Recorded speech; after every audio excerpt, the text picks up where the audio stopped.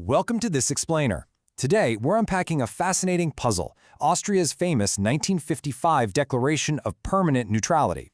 Now, for decades, you probably pictured Austria as this peaceful, unaligned alpine buffer, right? It's practically baked into their national identity. But when we actually look under the hood at the original historical documents and economic data, well, a much more complicated and honestly, a way more fascinating picture emerges. Let's dive in. Here's how we're breaking this down today. First, the birth of a neutral state. Second, Austria versus Switzerland. Third, the economic contradictions. Fourth, the privatization wave. And finally, we'll ask, is this all a modern myth? Okay, Section 1. The birth of a neutral state. Picture this. It's 1955, and Austria just pulled off what was honestly a massive diplomatic victory. They'd been occupied for 10 long years by the four Allied powers: France, the Soviet Union, the UK, and the US.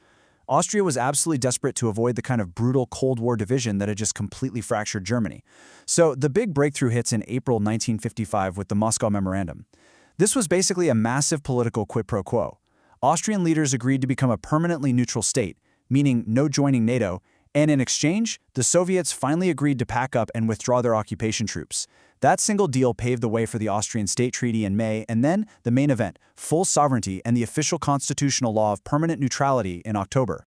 So, what does permanent neutrality actually mean in theory? Well, in international law, it's not just about sitting out a single war. No, it's a legally binding constitutional promise to steer clear of all military pacts forever, and to absolutely refuse any foreign military bases on national soil. And strategically speaking, the only reason both the Soviets and the Americans agreed to this whole setup was because Austria made a very specific promise. They promised to model their brand new neutrality on one specific country, Switzerland. Which brings us to Section 2, Austria versus Switzerland. Now, if we compare the foundations of these two nations, the contrast is honestly pretty stark. Switzerland's neutrality is this deeply ingrained 500-year-old tradition. We are talking all the way back to 1515. For the Swiss, neutrality is essentially a final value. It's just a core, undeniable piece of the Swiss way of life. But for Austria, back in 1955, their neutrality was a purely pragmatic move. It was an instrumental, strategic tool. They used it to get foreign troops out of their country and to avoid being physically split in half by the Iron Curtain. And academic analyses, like the work done by historian Hans Rudolf Furrer, really highlight this difference. Even though they're both neutral alpine countries, their geographic and political orientations were completely different right out of the gate. Think about it. Switzerland historically looks west, north, and south, totally nested safely among Western powers. Austria, on the other hand, was sitting right on the bleeding edge of the Iron Curtain, staring directly east. It was essentially part of an eastern buffer zone, which made its whole geopolitical reality way more precarious. I really love this quote from the former Austrian ambassador to Bern, Hans Thalberg, because it just perfectly captures that tension. He said that the two countries are like identical, but completely dissimilar alpine brothers, sitting back to back. People assume they know each other well, but they're literally facing entirely different directions, both diplomatically and historically. Austria's neutrality was just born out of a completely different set of pressures than Switzerland's. Moving on to Section 3, the economic contradictions. So this brings up a massive question, one that haunted Austria throughout the entire Cold War. Can a neutral country actually participate in a heavily partisan global market? Sandwiched right between two heavily armed blocs, Austria had to somehow balance its political promises to the east with its absolute economic reliance on the west. Well, that tension escalated into real conflict pretty fast. See, the West was actively fighting an economic war against the Soviet bloc using embargoes through an organization called COCOM. Austria, obviously wanting a thriving economy, relied heavily on Western technology. But because Austria was officially neutral and happily traded with the East, highly advanced Western microchips and fabrication equipment just kept leaking right through Austria and into the Soviet Union. And man, this absolutely infuriated the United States. The trade friction got so intense that in 1984, an unnamed American trade investigator actually told the Wall Street Journal, "I hate the Austrians. I've had it up to my ears with them." That caused such a wild diplomatic furor that the U.S. Assistant Secretary of State literally had to call the Austrian ambassador to formally apologize. It just goes to show you the almost impossible difficulty of staying economically neutral in a totally polarized world. Let's jump to Section 4, the privatization wave.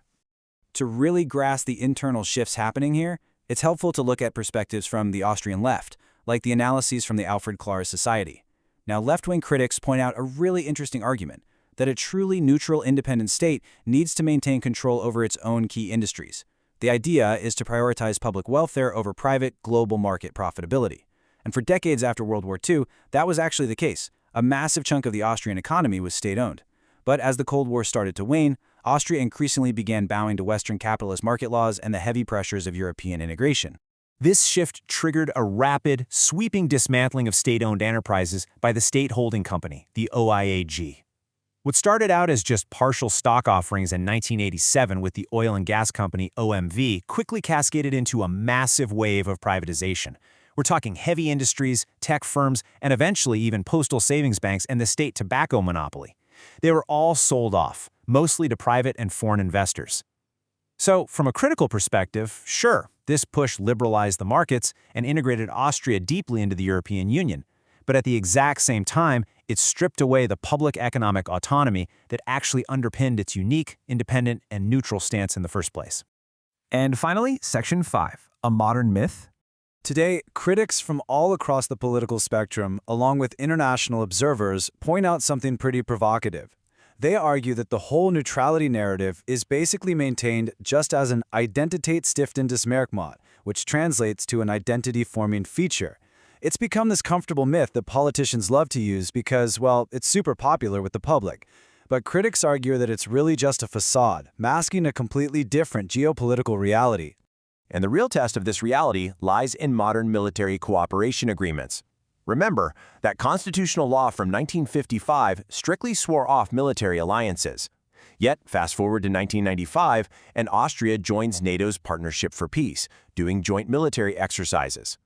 Today, Austria is fully integrated into the EU's common security and defense policy, even participating in EU battle groups. And most recently, they joined the European Sky Shield Initiative, which is a unified continental air defense system. So you can see why critics argue that these actions completely hollow out that original constitutional promise from 1955. Essentially, they argue Austria is aligned with the West in absolutely everything but name.